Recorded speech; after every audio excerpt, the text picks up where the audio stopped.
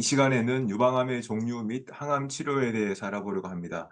유방암의 종류를 구분하는 게 중요하고 여러 환들도 자기 유방암의 종류를 아마 아시는 분도 많이 계실 텐데요. 유방암의 종류에 따라서 약물 치료가 달라지니까 유방암의 종류를 아는 것이 약물 치료에 있어서 가장 중요한 전제 조건이 됩니다.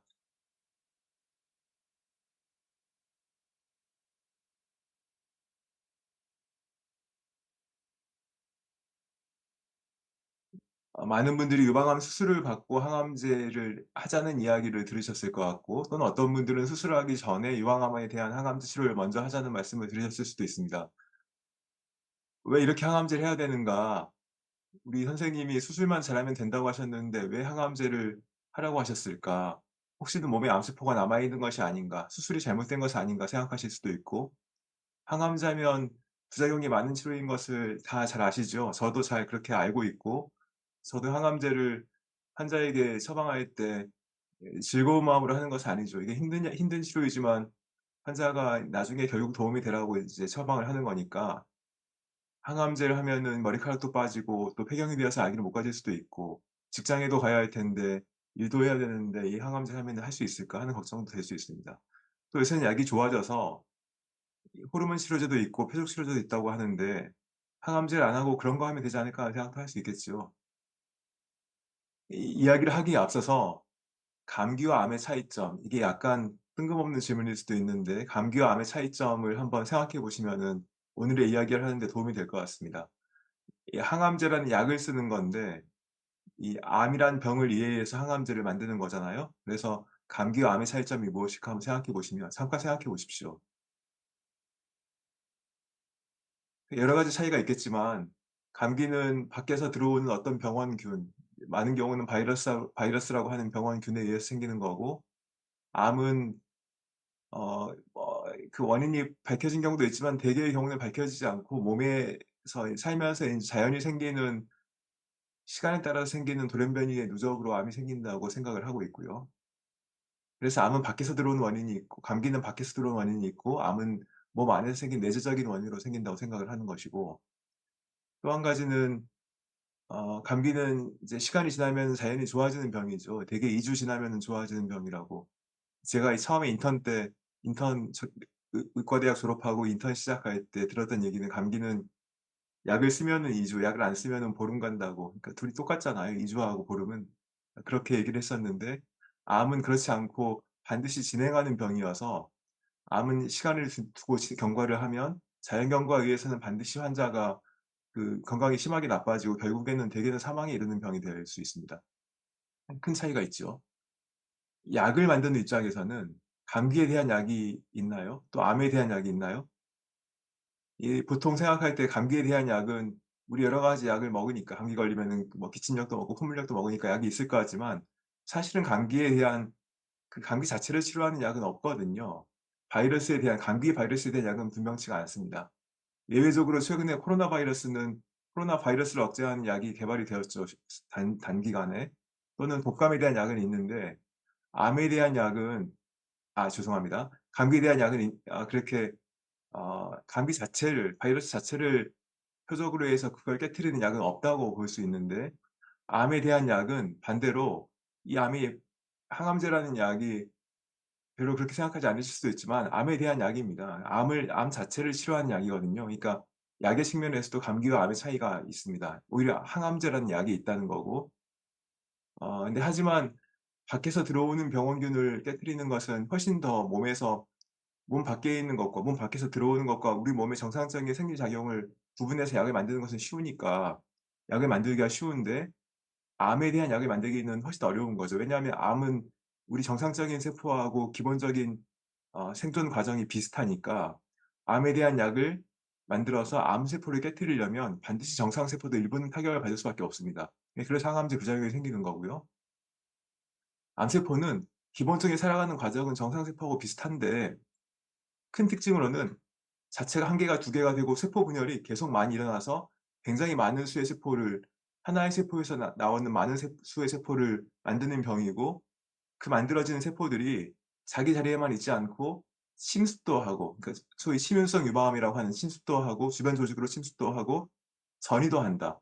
유방의 세포는 유방에만 있어야 되는데 유방 세포가 유방에만 있지 않고 간에도 가는 경우가 생길 수가 있는 거죠. 그런 것은 이상한 일이니까. 그리고는 그게 인제 너무 조절이 안 되고 너무 증식이 되면 우리 한 사람 개체의 생존을 공격하는 일도 생길 수가 있는 거죠. 하지만 기본적인 암에 살아가는 메커니즘은 생존하는 조건은 어떤 방법은 정상세포하고 굉장히 비슷한 겁니다. 그래서 유방암은 유방에 생기는 암이고요. 유방은 기본적으로는 이제 우리가 포유류니까 새끼를 낳고 자식을 낳고 자식한테 젖을 먹여야 자식이 어릴 때 살 수 있는 거죠. 그래서 젖을 만드는 장기이고, 그래서 생애에서 아이를 낳는 동안에 중요하고 그다음에는 사실은 생존에 꼭 필요한 장기는 아닌 거죠. 우리 자신의 생존에 있어서는. 그래서 이게 인제 특히 여성에서 2차 성징 때 사춘기 때 유방 유선 세포가 발달하고 그다음에 나중에 폐경이 되면은 자연적으로 퇴화를 하고 이런 과정을 거치게 됩니다. 특히 또 이 출산하고 난 다음에 수유한 다음에는 자연히 퇴화하고 이런 과정을 거치게 됩니다.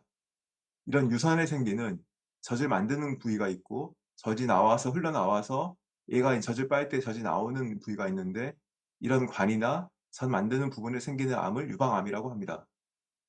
그런데 이 유방암에 대해서 몇 가지 분류를 하는 거예요. 이게 오늘의 중요한 주제 중에 하나인데, 호르몬 수용체라는 것이 유방암의 분류에 중요합니다. 여성 호르몬이거든요, 여성 호르몬. 이 에스트로겐이라는 게 가장 대표적인 여성 호르몬이고, 그 외에 거기에 따르는 프로게스테론이라는 여성 호르몬이 있는데, 여기에 대해서는 양성, 음성이라고 얘기를 합니다. 양성은 있단 말이고 음성은 없다는 말이에요. 그래서 호르몬 수용체 양성은 호르몬 수용체가 있다. 그 암세포에 호르몬 수용체가 발현된다, 있다 하는 말이고, 영어로는 positive입니다. positive. 음성은 negative입니다. 이게 헷갈리는데 양성 종양과 악성 종양할 때의 양성, 악성은 benign 이라는 괜찮다, 착하다는 말의 양성이라는 말이고, 악성은 malignant, 이것은 나쁘다. 이게 이제 악성 종양이라 할 때 악성은 곧 악성 종양의 암입니다. 그래서 양성과 악성의 여기서는 benign과 malignant라는 영어로 표현하는 이런 차이가 있고, 양성과 음성의 차이는 여기서는 있다 없다, positive와 negative의 차이입니다. 그래서 이렇게 구분이 있고요. 허투에 대해서도 마찬가지로 이것은 인제 세포막에 있는 유방암의 하나의 중요한 특징 중에 하나인 표적 치료에 해당이 되는 표적인데, 유방암 전체 중에 한 5명 중에 1명 20% 정도의 서투가 발현이 됩니다. 과발현이 됩니다. 역시 이것도 양성과 음성으로 구분을 합니다. 그래서 호르몬 수용체가 있다 없다 양성, 음성, 허투가 있다 없다 양성, 음성으로 4 가지로 구분할 수 있겠죠. 죄송합니다. 그래서 호르몬 수용체 양성, 허투, 정상 즉 음성인 게 있고, 호르몬 수용체 음성, 허투의 과발현 즉 양성이 있습니다. 반대로 양성, 음성 이겠죠. 이 중에 호르몬 수용체 양성, 특히 호르몬 수용체 양성, 허투 음성인 경우를 호르몬 수용체 양성 유방암이라고 대개는 정의를 합니다. 이 경우에는 가장 중요한 치료가 약물 치료가 호르몬 억제제를 반드시 쓰는 경우가 되겠고, 상황에 따라서 항암제의 필요성을 판단합니다. 그러니까 수용체 양성 유방암은 호르몬 억제제, 여성 호르몬 억제제죠. 여성 호르몬 억제제를 반드시 대개는 사용을 하고 여기에 항암제를 추가하는 것을 고려합니다. 허투 양성에 대해서는 이 두 가지 다 허투 양성인데, 허투 양성 중에 호르몬 수용체가 있는 것도 있고 없는 것도 있지만, 이 경우에는 기본적으로 항암제 플러스 표적 치료제가 기본 치료이고, 상황에 따라서 호르몬 수용체 양성인 경우에는 호르몬 치료제가 추가됩니다. 다시 말씀드리면, 강조하면 허투 양성 유방암의 기본적인 치료는 항암제 플러스 허투에 대한 표적 치료제이고, 여기에 호르몬 수용체 양성이면 호르몬 치료제가 추가됩니다.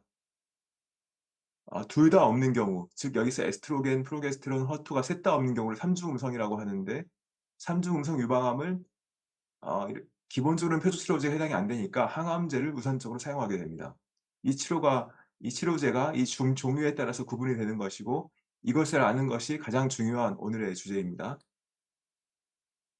항암제를 사용하는 것은, 그래서 항암제를 사용했을 때 이득하고 환자가 다행히 고생도 하고 항암제 비용도 들고 이 비용이 드는 것이거든요. 그러니까 이 이득과 비용을 저울질하는 겁니다. 세상에 0대 100이 없는 거예요, 세상에. 모든 약 치료에 있어서는 거기에서 따르는 이득과 손해가 있는 겁니다. 그래서 이것을 저울질하는 것인데, 특히 수술 후 보조 치료는 기본적으로는 수술이라는 중요한 치료를 해서 눈에 보이는 세포는 다 제거한 상태일 거거든요. 그러니까 완치가 기본 개념적으로는 돼 있는 상태이지만 나중에 재발의 위험이 상당히 큰 경우에는, 그리고 그걸 약물 치료로 줄일 수 있는 경우에는 추가 약물 치료를 하는 것이죠. 그래서 유방암은 크기가 작아도 이미 암세포가 유방 밖에 가 있을 경우가 있습니다. 그래서 눈에 안 보이지만 몸에 남아 있을 씨앗을 제거하기 위해서 항암제를 한다는 개념이고요.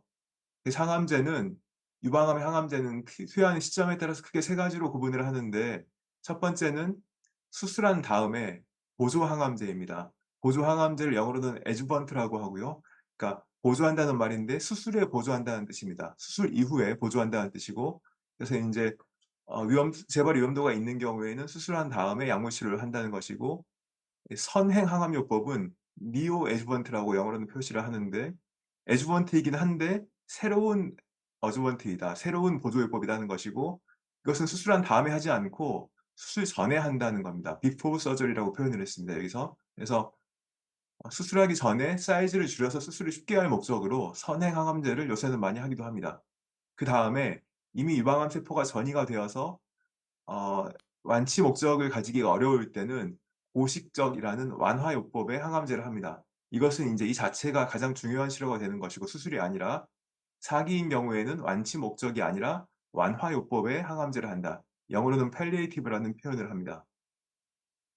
가장 중요한 치료는 수술인데, 여기에 대해서 항암제나 호르몬요법 또는 물론 표적 치료제, 그리고 이 국소 재발을 줄이기 위해서 방사선 치료하는 것들을 보조요법이라고 하는데, 이런 것은 수술에 보조한다는 뜻으로 표현을 하고, 하지만 유방암에 있어서는 이 보조요법이 사실은 수술 못지않게 중요하다고 저는 생각합니다. 이런 개념적으로 잡초가 있을 때, 이런 농작물이 있고 잡초가 있을 때 손으로 뜯는 것이 수술일 거고요. 그 손으로 뜯는 거 주변에 약간 씨앗이 남아 있을 수도 있으니까 거기에 방사선 번개를 때릴 수도 있겠고, 이게 방사선 치료일 수도 있고. 하지만 이렇게 너무 웃자라서 정상 세포하고 암 세포가 구분이 안 되는 경우에는 농약을 쭉 뿌려서 가급적 이 작물은 좀 덜 상하게 하고 이 잡초만 죽인다, 이런 개념이 되겠죠. 그래서 초기라도 임상시험들에 따르면 호르몬 치료나 항암제를 하는 경우에 재발률이 줄이고 결국은 전체 생존율도 증가한다는 것이 많이 증명이 되어 있습니다.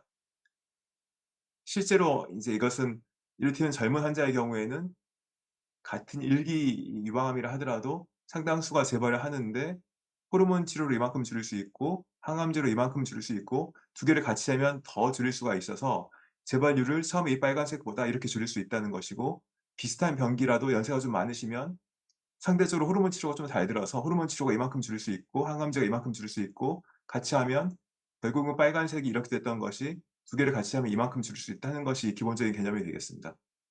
그래서 수술한 다음에 항암제를 하는 것은 고생은 하지만 생존율을 올리기 위함이다. 단기간 고생은 하지만 대개의 경우에는 배드라기 림프셀 양성인 환자들은 항암제를 하게 되겠고, 배드라기 림프셀이 없다 하더라도 종양의 크기가 크고 젊은 환자들은, 또 호르몬 수용체가 음성인 경우에서는 항암제를 하는 것이 일반적인 경우가 되겠습니다. 하지만 요새는 유전자 검사를 하여서 여기서 말하는, 이를테면 그중에 한 가지는 온코타입 DX나 또는 여러 가지 검사들이 나와 있는데, 이런 것들을 하여서 정말 항암제가 꼭 필요한 사람들을 구분해 내기도 합니다. 선행 항암요법은 말씀드린 대로 수술하기 전에 선행 항암요법을 먼저 하는 것이고, 그래서 선행이라고 하고요. 암의 크기를 줄여서 수술을 쉽게 해 주는 수술 전 항암제입니다. 그다음에 구제 항암요법은 이렇게 전이가 이미 생겨서 완치가 어려운 경우에 팔리에이티브라는 목적을 표현을 하는데, 고식적이다 또는 이 증상을 완화시키기 위해서, 병을 조절하기 위해서 항암제를 하는 것이고, 대개의 경우에 생명의 연장과 삶의 질을 향상시키는 것을 목적으로 합니다, 완치라기보다는. 항암제는 얼마 동안 투여할 것인가 하는 질문에 대해서는 기본적으로는 3 주에 한 번씩 반복을 하는데요. 보조 항암제는 3 에서 6 개월 동안, 또는 수술 전에 하는 니오주번트 선행 항암요법도 3 에서 6 개월 동안 대개는 하게 되고요. 전이 유방암은 항암제 효과가 있는 동안에 계속 지속하는 것입니다. 일반적으로 항암제는 3-4주 동안, 3-4 주에 한 번씩 맞고 그다음에 기다리는 시간을 갖는데, 왜냐하면 항암제는 정상세포에 영향을 주고 가장 중요한 혈구 세포들이 다시 자라나오는 데 시간이 3-4 주가 필요하니까 3-4 주에 한 번씩 항암제를 하게 됩니다. 항암제의 부작용은 당연히 인제 가장 걱정도 하시고 중요한데, 항암제는 기본적으로 몸에서 빨리 성장하는, 빨리 분열하는 세포들을 파격합니다. 그래서 몸에서 빨리 분열하는 머리카락 세포 또는 입안에 있는 상피세포 또는 소화기관, 장에 있는 상피세포들을 공격하니까 입이 헐기도 하고 설사가 나오기도 하고 또는 이제 몸이 전반적으로 힘들기도 하고요. 메스꺼운 것들이나 입맛이 떨어지는 것 이런 것들을 급성 부작용이라고 하고 항암제 맞으면 즉시 생기는 일이니까 하지만 이것은 시간이 지나면 금세 좋아지고요. 하지만 일부는 인제 뭐 지속될 수도 있지만 대개 급성 부작용은 회복이 되는 것이고 탈모는 치료 도중에 생기고 끝나면 대개는 회복이 되지만 개인에 따라서는 좀 덜 되는 분들도 있을 수 있죠. 굉장히 드물게 항암제 중에 일부에서는 심장이나 뭐 혈구 세포들의 이상이 생길 수도 있지만 매우 드문 일이고 또는 난소의 기능을 억제해서 폐경이 빨리 오거나 일부에서는 불임을 초래하는 경우도 있을 수가 있으니까 여기에 대해서는 이제 아이를 꼭 가져야 되는 젊은 환자들은 이걸 먼저 생각하고 적절한 대비를 먼저 하는 것이 항암제 전에 먼저 하는 것이 필요하겠습니다. 결론적으로는 이 위험이 0이 될 수는 없습니다. 반드시 항암제 모든 약물 치료라는 게 위험이 0이 될 수는 없고 항상 위험이 있고 이득이 있는 것이고 환자마다 위험과 이익이 다르니까 이걸 판단하는 것은 여러분의 의사와 여러분 자신이 상의를 해서 어떤 약을 결국 할지를 결정을 하는 것이고 하지만 의사의 결정을 잘 들어보시고 존중해서 결정하시면 되겠습니다. 예 들어 주셔서 감사합니다.